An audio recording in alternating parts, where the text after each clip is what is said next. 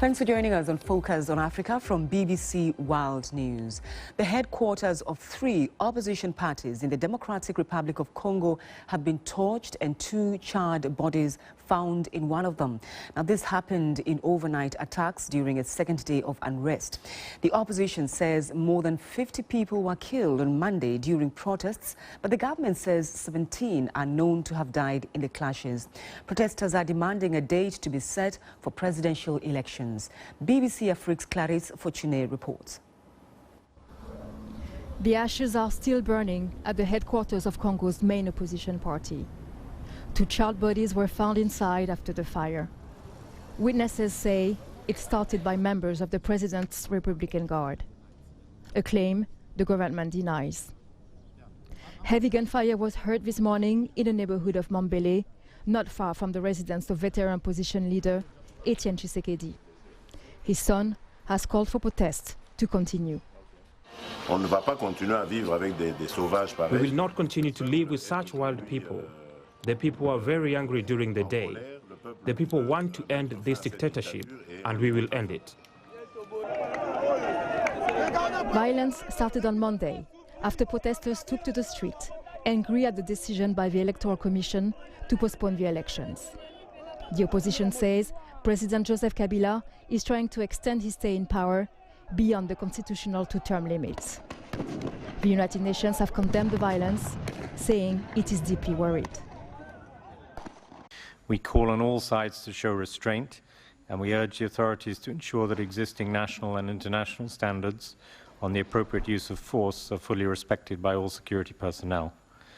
We call for a credible and impartial investigation to bring those responsible for human rights violations and criminal acts to justice, and we stand ready to support such an inquiry. The government have called the demonstrations a premeditated criminal act.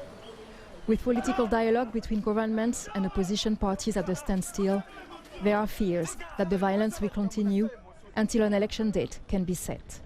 Clarisse Fortuné, BBC News. Let's bring in Kambale Musavuli. He's a human rights activist and spokesperson for the advocacy group Friends of the Congo, and he joins us from Johannesburg.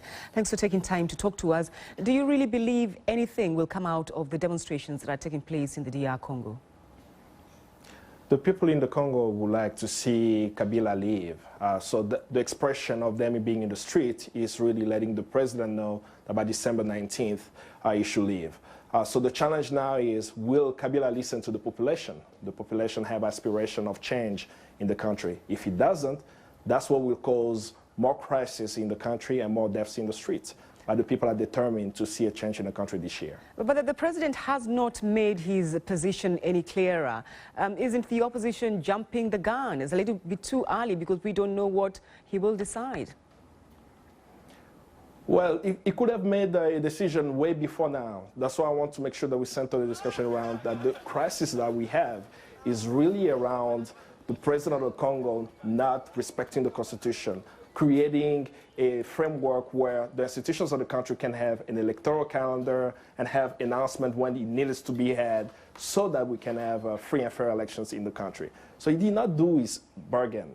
It's part of the game. So now, when we speak about the opposition, let's be clear. Yes, the opposition want Kabila to leave and organizing, but those who were in the streets yesterday, were not all sympathizers of just the opposition. Those were young Congolese who were determined to see that in the next 90 days, just as we've seen in Haiti, if there is no election in the Congo, the president of the Congo should step down. So the population as a whole want a change. You can run that by me again. You say, who are these people who are on the streets yesterday? Are they not demonstrators who are called out by the opposition to go to the streets? Some are. Some are sympathizers of the opposition, but the vast majority of the Congolese population, you have to remember that Congo, over 60% of the population is under the age of 35. So when you're seeing these young people, they have been dehumanized for many decades. They do not have security in the country. We still have killings in Beni. They don't have access to jobs. They don't have access to food. They have aspirations that they did not see in the current government. Kabila has been in power since 2001. We are in 2016, and they have not seen change that they would like to see.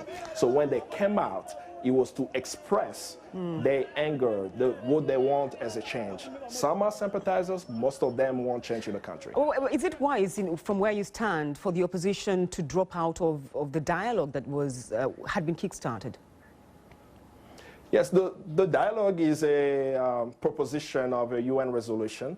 It's being supported by the African Union, but the vast majority of the opposition before did not agree to participate in this dialogue, because the question becomes, what is the outcome of the dialogue? Is the dialogue there to make sure that we have elections this year? Is the dialogue there to create a transitional government? And that's where those who did not participate, that's their contention, that we cannot participate in a dialogue when the discussion is not a dialogue. I'm not seeing a dialogue, if I have to use an example, in the United States for the elections happening now. We are clear that there will be elections in the United States, and people are going and organizing and mobilizing for the election. So that's why some have not participated, and as of today, I'm hearing much more opposition leaders are also leaving this dialogue because the time is ticking.